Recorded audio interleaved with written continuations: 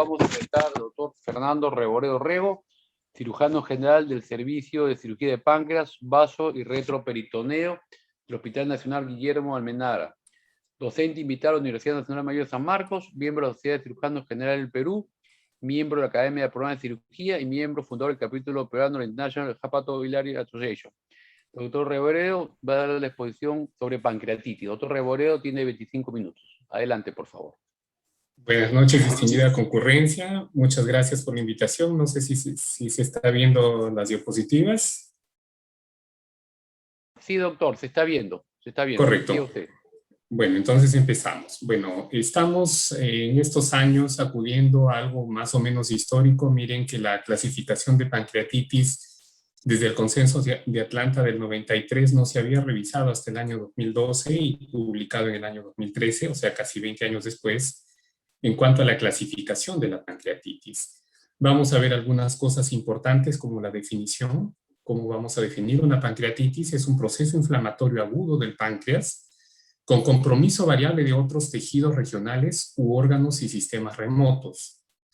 Miren que estamos hablando inicialmente de la pancreatitis es solamente algo inflamatorio y se va a caracterizar por la activación celular intraacinar de las enzimas digestivas y la subsecuente liberación de citoquinas. Como podemos ver acá en esta imagen, acá tenemos un acino pancreático, una célula pancreática, y vamos a ver que tiene simógenos o proenzimas, que durante la pancreatitis exactamente no se conoce el mecanismo, pero durante la pancreatitis estas proenzimas o simógenos se activan intraacinarmente y eso es lo que genera la autodigestión o la autólisis del parénquima pancreático, y eso es inicialmente lo que es la pancreatitis, ¿no? Una autodigestión del parénquima pancreático. Para el diagnóstico tenemos, de acuerdo al consenso que les digo que se ha revisado, el consenso de Atlanta en el año 2012, para el diagnóstico vamos a necesitar dos de las tres características siguientes. Primero, un dolor abdominal congruente con pancreatitis aguda. Es un dolor tipo cólico en faja, localizado en el epigastrio que se irradia hacia ambos hipocondrios y hacia la parte dorsal. Esa es una característica.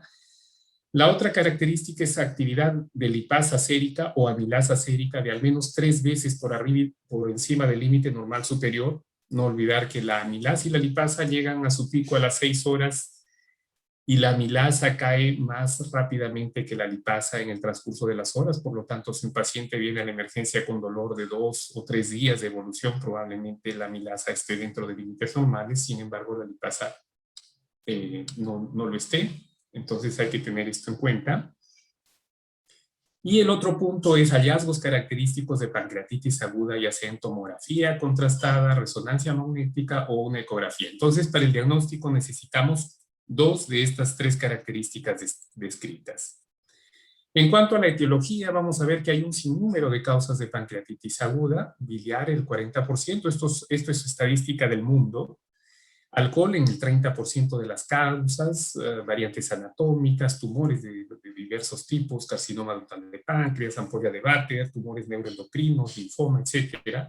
Causas metabólicas también, como la hipercalcemia, la hipertrigliceridemia, drogas, toxinas, como exposición a insecticidas, organofosforados, mordedura de serpientes, arañas, traumatismos, procedimientos quirúrgicos, como la cirugía de la duodenopancreatectomía, infecciones que es más rara, pero también nos pueden causar pancreatitis. Hay causas virales como la parotiditis, el virus coxsackie, los citomegalovirus, virus Epstein-Barr, etcétera, bacterias también como el Mycobacterium tuberculosis, o parásitos como las ascaris que también van a producir pancreatitis en algunos casos, algunas isquemias y vasculitis, o también, y mucho más raro, la pancreatitis autoinmune mediada por inmunoglobulina G del tipo 4. Esto es en el mundo, en realidad, esta epidemiología. En nuestro medio, o sea, en Sudamérica y sobre todo en el Perú, no tenemos muchos datos. Hay solamente un trabajo de hace unos años donde sitúa a los cálculos vesiculares como el 70% de causa de pancreatitis aguda. Es por eso que todo paciente que llegue a una emergencia con un dolor o con un diagnóstico probable de una pancreatitis, tenemos la obligación de hacerles una ecografía abdominal no para evaluar el páncreas, sino para buscar la causa etiológica, ¿no? O sea, debemos descartar, ya les estoy diciendo que en nuestro medio el 70% de pancreatitis son biliares, entonces hay que descartar que el paciente tenga cálculos en la vesícula. Por eso hacemos la ecografía como primer examen. Miren, y en este consenso se reconocen dos tipos de pancreatitis, ¿no? Una pancreatitis aguda edematosa o intersticial y una pancreatitis aguda necrotizante. O sea, vamos a tener morfológicamente dos tipos de pancreatitis y los términos que utilicemos para el diagnóstico van a ser en función a estos dos términos, ¿no? La pancreatitis aguda intersticial es aquella que no tiene necrosis, y si se forma colecciones durante las primeras 4 semanas, se va a llamar colección pancreática aguda, que generalmente es estéril y se resuelve espontáneamente, pero si ya esta colección peripancreática persiste por más de 4 semanas, se va a llamar pseudoquiste pancreático. Más o menos un 10% de estas colecciones peripancreáticas van a persistir por más de 4 semanas. Y el otro tipo de pancreatitis, la pancreatitis necrosante, que puede ser necrosis de la glándula o del tejido peripancreático o de ambos, si forma colecciones en las primeras 4 semanas, vamos a estar ante una colección necrótica aguda. Y si esta colección persiste por más de 4 semanas, o sea, tenemos colección y necrosis, vamos a estar frente a un wall of necrosis. Le he puesto el término en inglés porque en realidad no hay una traducción oficial para el español, pero algunos le dicen pancreatitis necrotizante amurallada, pero en realidad el término es wall of necrosis, ¿no? Y miren, la infección puede desarrollarse en cualquier momento. Hablábamos que inicialmente la pancreatitis es netamente un proceso inflamatorio, pero ya en etapas tardías puede haber infección y eso va a implicar un cambio en el manejo. Para los grados de severidad, y esto quizás sea lo más importante que ha cambiado en este consenso, es que se está agregando una pancreatitis aguda moderada. Entonces ahora vamos a tener 3 tipos de pancreatitis: leve, moderada y severa. Esto de acuerdo al grado de severidad. En la pancreatitis leve no hay falla orgánica, tampoco hay complicaciones locales o sistémicas. En la pancreatitis moderada hay una falla orgánica que se resuelve en las primeras 48 horas. A esta falla orgánica se le denomina transitoria. Y puede o no haber complicaciones locales o sistémicas sin falla orgánica. La pancreatitis severa se caracteriza por una falla orgánica persistente, más de 48 horas. Puede ser falla de un solo órgano o falla multiorgánica. Y vamos a ver cómo vamos a definir qué es la falla orgánica y cuáles son las complicaciones locales o sistémicas. Miren, para la falla orgánica actualmente se está utilizando este score, es el consenso, el score de Marshall, que básicamente ve 3 sistemas: el sistema respiratorio, el sistema renal y el sistema cardiovascular. Para la parte respiratoria necesitamos ver la presión arterial de oxígeno sobre la fracción inspirada de oxígeno, la PaFiO2, y de acuerdo a los valores que tengamos nos va a dar un puntaje que varía de 0 a 4, ¿no? De acuerdo a los valores que ustedes están viendo en la pantalla. En la parte renal, el puntaje nos va a dar la creatinina sérica, también de acuerdo a los valores que están viendo ustedes, el 1 a 4. Y en la parte cardiovascular va a ser la presión arterial sistólica la que nos va a dar el puntaje. ¿De acuerdo? Y para que hablemos de falla orgánica, como les dije, puede estar comprometido el sistema respiratorio, el sistema renal, cardiovascular. Puede ser un puntaje más de 2 de un sistema o de más de un sistema. Con un puntaje mayor a 2, de acuerdo al score de Marshall, ya estamos con un paciente con falla orgánica, de acuerdo al consenso, a la revisión del consenso de Atlanta hecho en el 2012. En cuanto a complicaciones locales, hablábamos que en el contexto de una pancreatitis aguda, edematosa o intersticial, si tenemos colección en las primeras 4 semanas, como están viendo en la imagen de la izquierda, se denomina una colección líquida aguda. Eso ya es una complicación local. O si esta colección persiste por más de 4 semanas, estamos ante un pseudoquiste pancreático, que también es otra de las complicaciones locales. La necrosis también es una complicación local. Si esta necrosis tiene líquido en las primeras 4 semanas, se le llama colección necrótica aguda, y como están viendo en la imagen, acá hay necrosis de la glándula pancreática que está con las estrellitas blancas, y hay una colección alrededor de eso, ¿no? Entonces, eso es una colección necrótica aguda. Primeras 4 semanas es una complicación local de la pancreatitis. Y después de las 4 semanas, si persiste esta necrosis con colección, se le llama necrosis encapsulada, o el término en inglés que es el wall-off necrosis. Como pueden ver en la imagen de la derecha, aparentemente se trataría de un pseudoquiste, aunque las cabezas de flecha negra les hacen ver algo de tejido. Y cuando se hace una resonancia magnética, miren, esta es la imagen del mismo paciente, uno de los pacientes del hospital. Podremos ver acá áreas de necrosis. Entonces, esto no es un pseudoquiste. Les dije que si era un pseudoquiste, era un wall-off necrosis. La resonancia nos ayuda mucho a poder diferenciar entre pseudoquiste versus un wall-off necrosis. Como podemos ver en esta tomografía, es en el mismo paciente también. Pueden ver en la tomografía, a veces no ayuda mucho, a pesar de que sea contrastada, ayuda mucho más una resonancia magnética para poder diferenciar si es que hay necrosis o no al interior de la colección. Pero también hay otras complicaciones locales, o sea, tenemos complicaciones locales por colecciones o por necrosis, pero también hay otro tipo de complicaciones que son más o menos frecuentes y que debemos estar pendientes porque si no sabemos que existen estas complicaciones, no las vamos a buscar. Como por ejemplo la trombosis de la vena esplénica, como ven acá en esta imagen de la izquierda. La trombosis de la vena esplénica probablemente sea la complicación trombótica más frecuente de la pancreatitis aguda, sobre todo si es necrotizante. O la trombosis de la vena porta, como ven ustedes acá en la imagen de la derecha, ¿no? Es un coagulito que se forma ahí en la vena porta y también es mucho más frecuente en las pancreatitis con necrosis, las pancreatitis agudas necrotizantes. También hay otras complicaciones locales, como las necrosis y perforaciones colónicas, como están viendo en este paciente, un paciente también del hospital. Y bueno, esto ya una vez que ya sabemos entonces cómo definir una falla orgánica, cómo definir una complicación local, vamos a ver cómo es que evoluciona la pancreatitis aguda.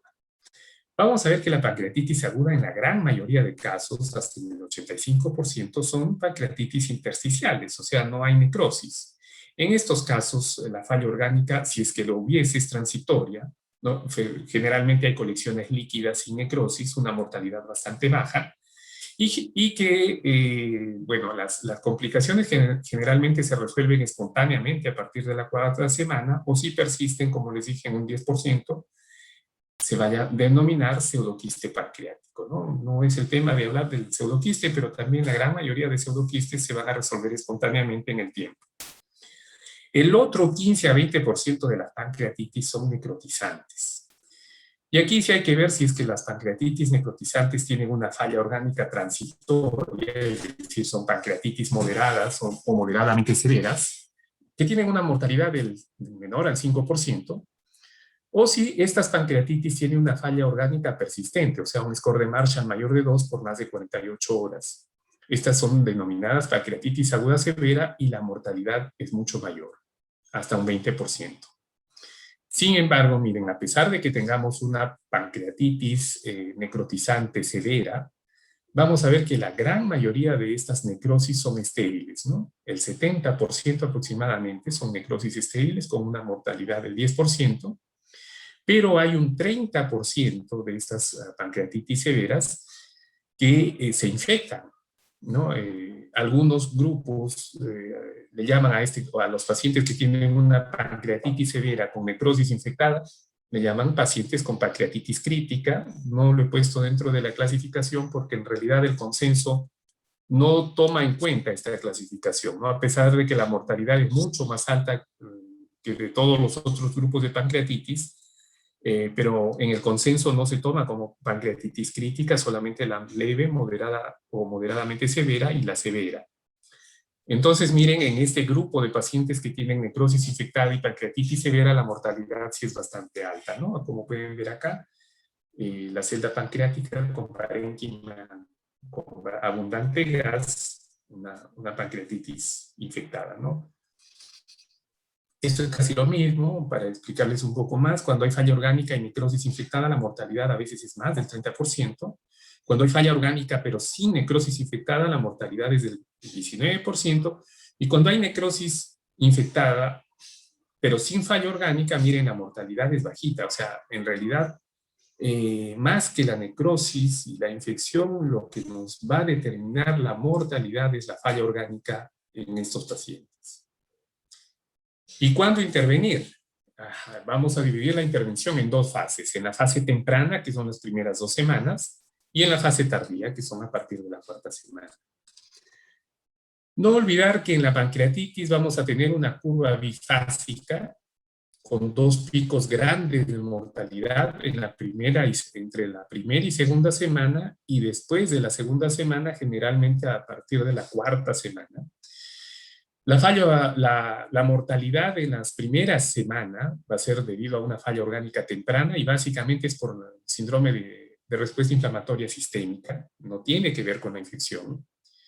En la primera fase de la pancreatitis vamos a ver que hay una respuesta proinflamatoria mediada por factor de necrosis tumoral, interleuquina 1, 2 y 6, ¿de acuerdo? Pero luego esta respuesta proinflamatoria baja y nos da una respuesta antiinflamatoria mediada por interleuquina 4 e interleuquina 6, nos va a llevar a una falla orgánica tardía, y acá sí vamos a ver que hay una inmunosupresión severa, lo que lleva al paciente que se trasloque y muchas veces se infecte la pancreatitis, y por eso es que tenemos mayor mortalidad.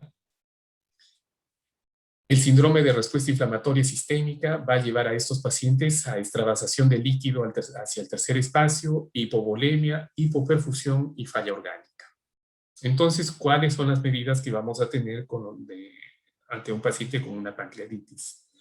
Primero, lo más importante es la resucitación con fluidos. La resucitación inicial debe hacerse a una velocidad de 5 a 10 mililitros por kilo hora, hasta que se alcancen unas metas de resucitación, ¿no? La resucitación se puede hacer con cloruro o con lactato de Ringer. En verdad, ni el cloruro ni el lactato de Ringer han demostrado ser mejores en cuanto a mortalidad.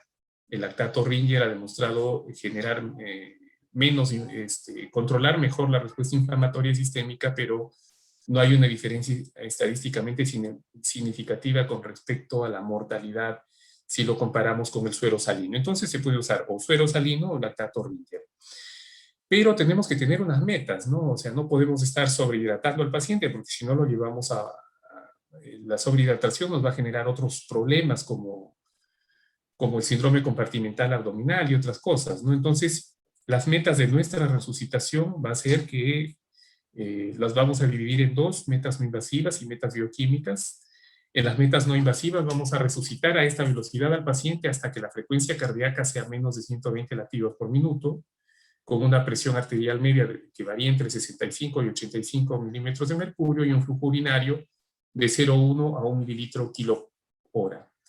Y en las metas bioquímicas hasta que nuestro hematocrito se encuentre entre 35 y 44%, ¿no? Una vez que llegamos a estas metas ya debemos dejar de hacer una infusión a esta velocidad, ¿no? Que en realidad es bastante líquido. El rol de los antibióticos en pancreatitis. Se ha postulado muchas vías de infección de la necrosis pancreática. Puede ser por vía sanguínea, ya sea arterial o venosa, vía linfática, vía ascendente a través del conducto de Wirsum, o por traslocación bacteriana, ¿no? Ya sea de las bacterias del colon o de las bacterias del intestino delgado, que van a generar la sobreinfección de estas necrosis que inicialmente son solamente inflamatorias, como les decía, ¿no? Por el componente inflamatorio. No se recomienda el uso de antibiótico profilaxia para prevenir las complicaciones infecciosas en pancreatitis aguda. O sea, si tenemos una pancreatitis con un gran componente necrótico, no se recomienda que sea antibiótico profilaxia. Los antibióticos solamente están indicados cuando la infección está aprobada o cuando se sospeche clínicamente. ¿Y cuándo va a ser esto? Actualmente se dice mucho que cuando veamos gas, como están viendo en esta tomografía, estamos ante una necrosis infectada y estos pacientes sí deben recibir antibiótico terapia, como vamos a ver luego en el algoritmo de manejo de estos pacientes. ¿De acuerdo? Entonces, no profilaxia, antibióticos solo como tratamiento cuando hay una necrosis infectada. Vamos a ver que en la pancreatitis la motilidad intestinal está alterada, hay un sobrecrecimiento bacteriano, hay aumento de la permeabilidad intestinal. Todo esto nos lleva a una traslocación bacteriana y a la infección de la necrosis pancreática. Y acá juega un rol muy importante la nutrición, sobre todo la nutrición enteral. ¿Por qué? Porque la nutrición enteral va a estimular la motilidad intestinal, va a mantener la integridad de los intestinos y esto va a evitar la translocación bacteriana. Hay estudios que mencionan que hacer esta nutrición enteral por sonda nasogástrica o sonda nasoyunal da lo mismo. Nosotros tratamos de hacer siempre la nutrición por sonda nasoyunal, esto por algunos trabajos un poco antiguos, pero que demuestran que la secreción de enzimas pancreáticas es menor cuando se utiliza una sonda nasoyunal. Pero como les digo, puede hacerse de las dos formas, o bien por vía nasogástrica o nasoyunal. La nutrición enteral, entonces, es la primera elección.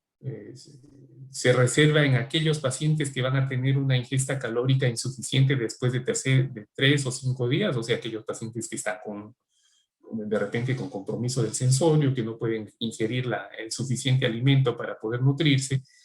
Si vemos que ya van a estar 3 o 5 días, con una nutrición deficiente, debemos suplementar esta nutrición a través de sondas. La intervención invasiva en la fase temprana, en las primeras 2 semanas, en realidad no hay un rol para ningún tipo de intervención invasiva. ¿Por qué? Me refiero a una cirugía o un drenaje. Porque esto induce un estrés quirúrgico a un paciente críticamente enfermo que no va a tolerar un estrés adicional. Si ya está, como les digo, con un síndrome de respuesta inflamatoria sistémica importante, no va a poder soportar un estrés adicional, el paciente fallece. Por eso es que no se deben operar a los pacientes en las primeras semanas. Hay que evitar también procedimientos como las EPRES, drenajes percutáneos, drenajes transgástricos y sobre todo la cirugía. Pero hay unas excepciones. ¿En qué pacientes vamos a tener que operarlos? Así sepamos que la mortalidad es muy elevada. Aquellos pacientes que hacen un síndrome compartimental abdominal como consecuencia de la pancreatitis, o aquellos que tienen, como veíamos en las imágenes, isquemia o perforación intestinal, que realmente son pacientes que deben operarse de emergencia, ¿no? La laparotomía descompresiva en síndrome compartimental tiene una mortalidad altísima, miren, de entre 80 y el 100%. Por eso se trata de evitar esta cirugía en el síndrome compartimental. Tampoco es el motivo de la charla y por tema de tiempo no vamos a ahondar mucho. Pero el síndrome compartimental abdominal tampoco es sinónimo de cirugía, tiene un manejo médico inicial, descompresión con sonda nasogástrica, sonda rectal, uso de relajantes musculares. Si no mejora así el paciente, el siguiente paso es hacer un drenaje percutáneo de las colecciones intraabdominales que podrían haber. Y finalmente, si aún así el paciente no mejora, es que se lo lleva a una laparotomía con una mortalidad, como ustedes ven, bastante alta. Las intervenciones en pancreatitis necrotizante infectada generalmente se hacen en la fase tardía, o sea, a partir de la 3ª y 4ª semana. ¿Por qué? Porque posponer estas intervenciones permite la encapsulación de las colecciones, como están viendo en la imagen. Miren, una necrosis infectada, pero muy bien encapsulada, y esto va a permitir reducir las complicaciones. A esto se le llama el step-up o abordaje escalonado, ¿no? Primero, entonces, el paciente con una pancreatitis, estamos hablando de pacientes con pancreatitis severa, ¿no? Un sostén multiorgánico, antibiótico terapia dirigida, si es que un paciente tiene, como les digo, una infección de la necrosis. Hay que tratar de contemporizar lo más que se pueda, si se puede 4, 5, 6 semanas es mejor. El abordaje inicial del step-up es siempre mínimamente invasivo, y postergar la cirugía lo más que se pueda si es que fuese necesario, ¿no? Si es que fuese necesaria la cirugía, me refiero. ¿Qué herramientas tenemos para la intervención tardía en este grupo de pacientes? Bueno, tenemos la radiología, que nos está ayudando muchísimo, la endoscopía y la cirugía, ¿no? Incluso la cirugía mínimamente invasiva actualmente está teniendo un rol en el manejo de pacientes con pancreatitis severa infectada. Las necrosis estériles no se deben drenar si el paciente no tiene signos de sepsis y vemos que tiene una necrosis con colección, no se debe drenar. Miren acá un ejemplo claro de lo que no se debe hacer. Un paciente que no tenía ninguna molestia, tenía una colección, se le hizo un drenaje. Doctor Revoredo, tiene un minuto, por favor. Correcto. Vamos a avanzar entonces. Bien. Como les decía, necrosis infectada, gas en la tomografía, sepsis persistente o Whelan-Wennes, que es un paciente que no va bien clínicamente. El STEP-UP tiene 3 Ds: retrasar, drenar y hacer el desgridamiento finalmente. El drenaje percutáneo nos ayuda mucho porque puede ser como puente de la cirugía o como tratamiento definitivo. Vamos a ver acá, estas son las vías de abordaje del drenaje percutáneo. Vamos a ver que el drenaje percutáneo tiene éxito casi en la mitad de los pacientes y creo que por cuestiones del tiempo vamos a ir de frente a unos diagramas que tenemos. Miren, los abordajes quirúrgicos pueden ser por cirugía convencional o mínimamente invasiva. Tenemos necrosectomía y lavado continuo, necrosectomía y laparotomía planificada, necrosectomía y empaquetamiento abierto y empaquetamiento cerrado. Y el abordaje mínimamente invasivo tenemos por vía laparoscópica, por vía retroperitoneal o por vía combinada. Esto creo que va a sintetizar lo que estamos diciendo. Paciente con una necrosis infectada, como estamos viendo acá, inicialmente antibióticos, ese es el STEP-UP. Tratamiento conservador, vamos a ver que un 5% mejoran solamente con antibióticos. Si no hubiese mejoría con antibióticos, lo primero que se tiene que hacer es un drenaje percutáneo. Vamos a ver que la mitad de los pacientes mejoran con un drenaje percutáneo y solamente la otra mitad va a ir a una necrosectomía que puede ser abierta, laparoscópica, retroperitoneal videoasistida o endoscópica. Y esta es la última diapositiva, que resume más o menos el manejo que hacemos en el servicio de la pancreatitis. Cuando un paciente está con una pancreatitis leve, el manejo generalmente se hace en medicina o gastroenterología, los primeros días sin comer, analgesia adecuada, hemograma y PCR seriados para ver cómo se va comportando la pancreatitis. Y cuando el paciente ya no tiene sintomatología y vemos que la amilasa y la lactasa están normales, el hemograma y PCR normales, todo paciente con pancreatitis leve de etiología biliar debería irse sin la vesícula a la casa en la misma hospitalización. Cuando es una pancreatitis moderadamente severa o severa, bueno, si es moderadamente severa, es el manejo también en gastroenterología o medicina las primeras 4 semanas. Es básicamente inicial el manejo en NPO, analgesia, hemograma y PCR seriado, nutrición, como ya dijimos, evitar antibiótico profilaxis, exámenes radiológicos, idealmente la tomografía con contraste después de las 72 horas, y siempre en las primeras 24 horas si un paciente está con colangitis. A partir de la 4ª semana el manejo es en gastroenterología o cirugía, de acuerdo a la evolución del paciente. Se continúa con la nutrición, se hace el drenaje percutáneo y desbridamiento cuando esté indicado, y la colecistectomía laparoscópica o convencional idealmente se debe hacer después de las 6 semanas. Cuando el paciente está con una pancreatitis severa, el manejo en las primeras 4 semanas es en UCI, el manejo del síndrome de respuesta inflamatoria sistémica, soporte de disfunciones orgánicas, nutrición enteral de preferencia. Tampoco se debe hacer antibiótico profilaxia, el monitoreo de la presión intraabdominal, tomografía idealmente después de las 72 horas con contraste, siempre en las primeras 24 horas si hay colangitis, y si se sospecha de infección, hay que considerar la punción con aguja fina. A partir de la 4ª semana se continúa el manejo en UCI, gastroenterología o cirugía, para continuar el soporte de disfunción orgánica, continuar con la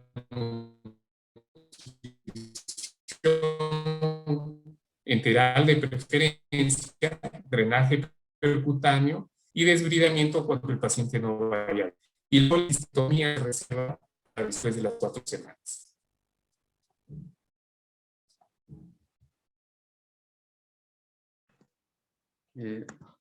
Muchas gracias, doctor Reboredo. A continuación.